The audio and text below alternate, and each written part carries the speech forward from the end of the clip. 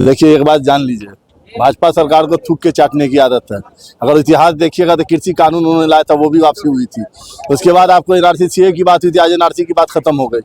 तीसरी बात आप आज 2000 का नोट लाया उन्होंने, 2 साल नहीं चला पाया, उसको भी वापस कर दिया उन्होंने।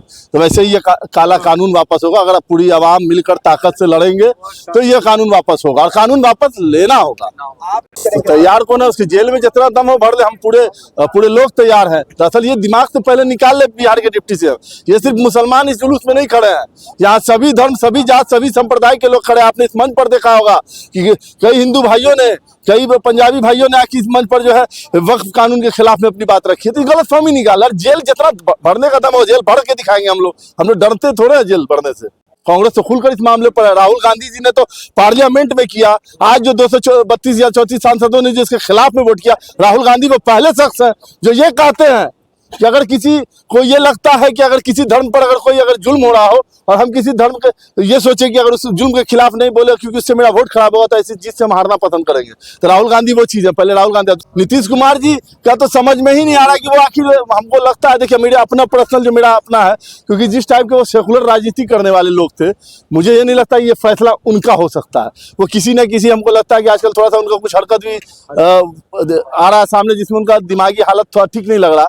मुझे लगता है कि ये जदयू का हाईजैक किया गया। लेकिन यह बात अभी आप लोग जान लिए, 2025 के चुनाव से पहले जदयू का विलय होगा, और ये दिमाग से हटा ले कि सिर्फ बीजेपी है। ये चांसेस कहीं भी हो सकते हैं, इंडिया गठबंधन में भी उनका विलय हो सकता है। मुसलमान भी तो सपोर्ट कर रहे हैं इस बिल का, जैसे गुलाम रसूल पंजाबी का देख लीजिए, अभी तक कुछ पार्टी से अलग नहीं हुआ। जिनका ईमान ही खत्म हो चुका हो, जिनको लगता ही ना हो कि मुसलमान हैं हम। सबसे बड़ी बात मैंने पहले भी, मैं अब भी कहता हूँ, वक्फ क्या है समझने की जरूरत है। वक्फ यानी जो किस मौलाना है, मौलाना को समझ में नहीं आ रहा तो किसको समझ में आएगा? एमएलसी फिर नहीं रह पाएंगे ना भैया। कौम आपका बर्बादी की तरफ जाए मंजूर है, मेरी कुर्सी बनी रहनी चाहिए। ये गुलाम रसूल पंजाबी साहब की खासियत है। और हम लोगों को कोई दिक्कत नहीं है। वैसे कुछ लोग अगर हमारे साथ नहीं खड़े हो रहा है, ये महाज हमारे साथ खड़ा है, ये आवाम पूरी खड़ी है। आवाम के साथ ही लड़ना है ना हम लोग को। आवाम के साथ हम खड़े, आवाम हमारे साथ खड़ी है, तो बस हम लोग इसके साथ खड़े हैं मजबूती से। हमारा एक बात का सवाल आप मीडिया वालों से, जरा मोदी जी तक जरूर पहुंचाइएगा।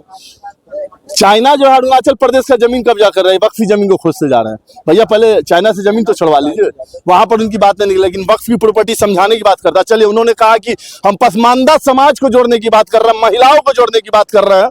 तो भैया इस विधानसभा चुनाव में जितने सीट पर लड़ेंगे, 10 से 15% मुसलमानों को, इसका मतलब चुनाव लड़वाएंगे। ये भाजपा अपनी बात क्लियर करे कि अगर वो पसमानदा, अरे वो तो 3 तलाक की भी मुद्दे पर कहा कि हम 3 तलाक मुस्लिम बहनों को दे रहे हैं, खुद की बीवी को तब तक वो बाहर झुला रहे हैं, वहां दे देते तो फिर अच्छी बात होती। तो बिना मतलब बहुत सारी बातें निकलेगी समझाना। हम तो कहा कि उन्होंने पसमानदा समाज को जोड़ने की बात की। पसमानदा समाज कभी अछूता नहीं है इन चीजों से, इस बात को आप जान ले।